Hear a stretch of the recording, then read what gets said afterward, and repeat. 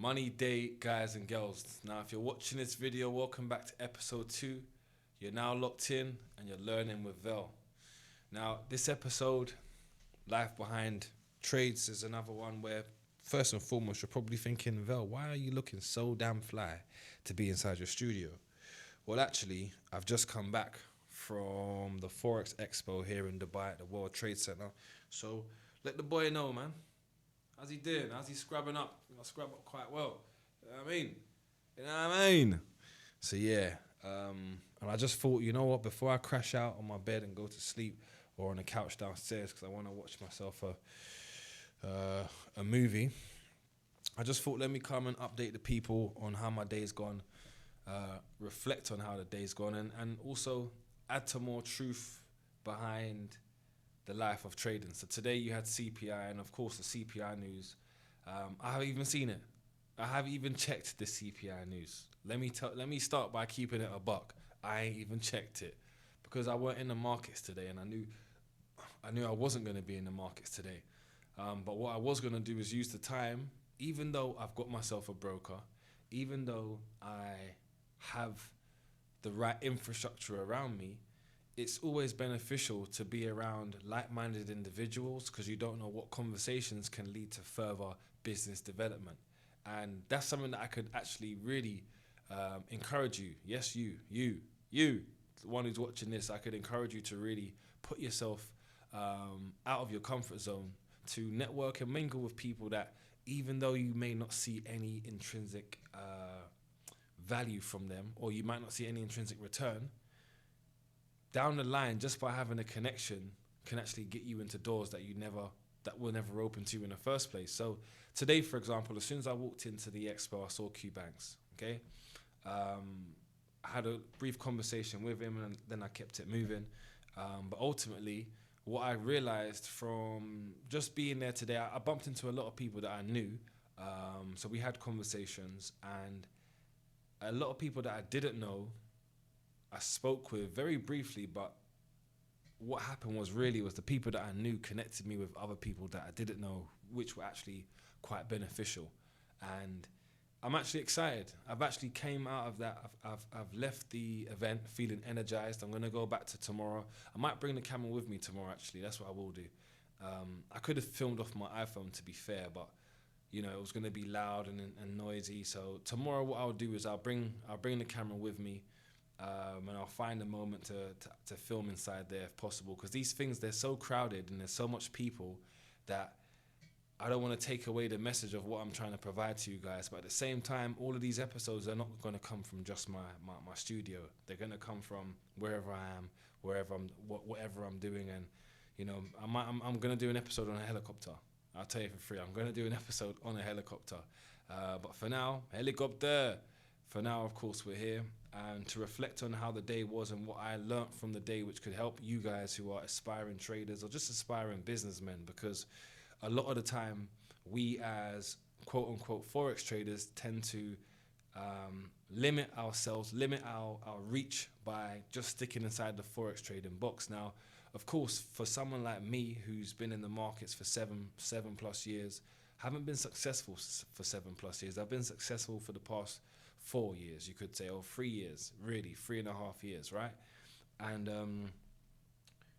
just being able to be inside of a space, for example, fintech, right?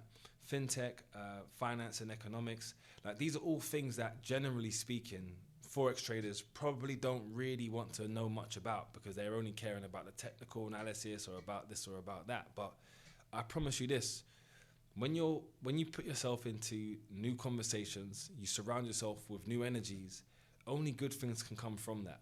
And why I'm saying this to you is because a lot of you may not have a clue of what fintech is, right? Financial technology in simple ways put. But what it does is it helps you understand how you can get ahead of the curve, or how you can at least understand when the change happens, how you guys can be a part of that change. And that to me is priceless, man. Like I said, I had really good conversations today with people that have not only put me in a better light, but they've also helped me understand where I'm going for the foreseeable future. And that's something that's really important. Okay, that is something that is really important for you guys. Yeah, That's something that's really important for you guys to be able to grasp, because technology is evolving all around us. Look at XRP, look at cryptocurrency. I got involved in crypto when it was at, I got involved in Bitcoin. I mean, look, when I was younger, I used to go buy £10 Bitcoin from the corner store. For those of you who know, you know, right? And I could buy £10 worth of 10 Bitcoins, right? I could go to the store, can I get £10 credit? They give me £10 credit in Bitcoin, okay? But when I started to actually own Bitcoin as an investment was back in, what am I now? 31 now. 10 years ago. 10 years ago when I was 21. Imagine that, 10 years ago. Wow. And why I'm saying this to you is because Bitcoin was around 500 euros a coin round then, right? And then whilst I was living in Spain, it went up to as high as 3,000 euros. And at that time, I thought I'd made it. I had 35 Bitcoins, and I spent every last dime I had, right? Not in a short space of time, but over a long period of time. And what it kind of showed me is, look at that. If I just decided to hold on to at least 1, 2, 3, 4, 5 coins, it'd be crazy. I had 35. It makes me sick all the time when I hear the price of Bitcoin. But what did I learn from that? Well, what I learned from that is that any investment worth having is going to mature over time. Anything you do, guys, there is always a process of time. Time needs to be added to every formula in order for that formula to be successful. That is what I learned from it. And a lot of you can be like, damn, I feel sick. And I would feel sick as well. I mean, I had 35 Bitcoins. I could go on my wallet and show you, but I don't want my wallet to get hacked, okay? I know you guys out there, you lot are quick, you lot are fast. But, you know, the point that I'm saying is to lose that amount, or not even lose, sorry, to have that amount and not be able to capitalize off of it in today's day and age shows me that, you know, I was ahead of my time, but it shows me that I understand any investment I look into now, I should be looking into this for the long term. So, for example, with XRP, I did tell my community that there was the SEC case that was going to get released today. And with that case getting released, the decision was going to be released today, which was if XRP was a security or not. And based upon the lawsuit coming to an end, this would, of course, push the price of XRP up. This is what we've started to see already. And past that point there, why this is even important for us is because this actually signifies for us the fact that, you know, XRP is going to go in the right direction, number one. But number two, it's showing us that anything worth having takes time, guys, right? Bitcoin 10 years ago was at 500 euros, maybe 400 pounds, yeah? 10 years later, it's at $98,000, okay? Let's call it 90,000 pounds. So, unfortunately, although we need money now, although investments are important for the here and now because the cost of living is so high, we also need to put ourselves in prime positions where we can set ourselves up for the future, because this is some free game that I'm going to give to you right now, yeah? You see where you're living, if it's in the UK, or if it's in a country that's got high taxes, I should say, that those countries are just designed for you to work. And what they're doing is you'll be working until you're 60, 65. You work until you're physically, mentally drained, till you can't work no more, okay? And then what, you're meant to live the rest of your life, on a pension. And then not only are you living the rest of your life on a pension, but your body's not as able as it was when it was younger. So now you're living the worst part of your life with not as much as money as you would have had when you was younger. Make it make sense. So what is it? Are we just slaves? Are we modern day society slaves? Are we working just to benefit someone else? And then as soon as we stop working, we pretty much die. Or when they give you a pension, they're telling you got to live off for £200 a week or £200 every 2 weeks. If you wouldn't even live off for £200 a week from working a 9 to 5, how the hell can you live off £200 now that you're retired? It's crazy. It's ludicrous. It's absolutely ludicrous. But these are things that we probably don't see because we're in the here and now and we want to make it and we're going to make it. We're going to do this. We're going to do that. But when you really deep it and you really think about how life is working, they're really trying to make us work until we're old, battered, and we can't work no more. And who's that going to benefit? It's not going to benefit you. So, UK is a country where a lot of migrants came to the country years ago. For example, my grandparents, right? They're Caribbean. And I guess what they kind of understood was the fact that there was more opportunity inside of the UK than there was where they was at, which led them to leave the country. And that's, of course, how I've been, born inside of Britain with a British passport. But my point in what I'm saying is that they left a place where it was lacking opportunity to go somewhere where there was more opportunity. Now, when I park my car in valet places here in Dubai, and I speak to some of the guys, I spoke to a guy one time, African brother, and I was like, where are you from? He's like, he's from Uganda. I said, how much do they pay you here, bro? Like, is it enough money? Is it a lot of money? He said, bro, it's not crazy money, but the money is enough to support my family back home and for me to get by living here as well. And it kind of dawned on me that most people that live here in the UAE, they're not from the UAE, right? But when you think about most services, like whether it's in retail, whether it's anything customer service based, they're usually not from the UAE, right? They might be from Philippines, they might be from somewhere in Africa or somewhere in Asia, okay? And what I learned from that is these people are taking it upon themselves to leave their natural habitat, aka their comfort zone, to move in somewhere where, for example, my maid. Okay, you guys have probably seen my maid on my live streams. If you haven't seen her, I might get her to come up on one of these episodes, who knows, right? Or I might film her, I might just be downstairs. But my maid is from Philippines, right? And I pay her basically £700 a month. I pay her £700 a month. The going rate is around 600. So I try to make sure I'm giving her a bit more. And anytime I've got loose change, I'll just give it to her, right? But my point in what I'm saying to you is that £700 for her in her currency, in her country, is supporting her family and giving her a bit of money to kind of get by. She lives with me, so she doesn't have to worry about rent. She doesn't have to worry about buying food. I tell her anything that I have in my house, if you want it, you eat it, the water, etc. Everything, she's living for free. She's just helping me with my dog. She's cleaning the house and she's cooking for me. But my point in what I'm saying to you guys is, if you're not willing to make sacrifice, if you're not willing to make the sacrifices, then you're not going to live the life that you think you deserve, because you're not making sacrifices. If you've got desires, those desires are thought processes that are entitled to you. They are realities. They are perceptions of realities that are achievable for you, but you're not going to achieve them if you're not willing to do the things that's necessary to get to where you need to get to. And you have to be realistic in that. So going back to me talking about relocating, a lot of people relocate to places where it can benefit them so that they can benefit their family and make bigger decisions over a longer period of time. But what happens is, for those who are living in the UK or any country that's paying you a high tax, we stay there because we're born there. Especially for someone like me. When I was younger, I never wanted to leave London, let alone go to another country, right? And what I realized when I was living in Spain is that the UK was a real small island. I was like, wow, it's a really small island here. Not only is it a small island, it's filled with tax, it's filled with depressing weather, it's filled with expenses. There's nothing really nice about the UK. And it dawned on me when I realized that in Spain, people live with a lot less, but they have a lot more. And that really touched me, because I thought, these guys, they don't have nowhere near as much as what we have back home, but they're 10 times happier. 10 times happier.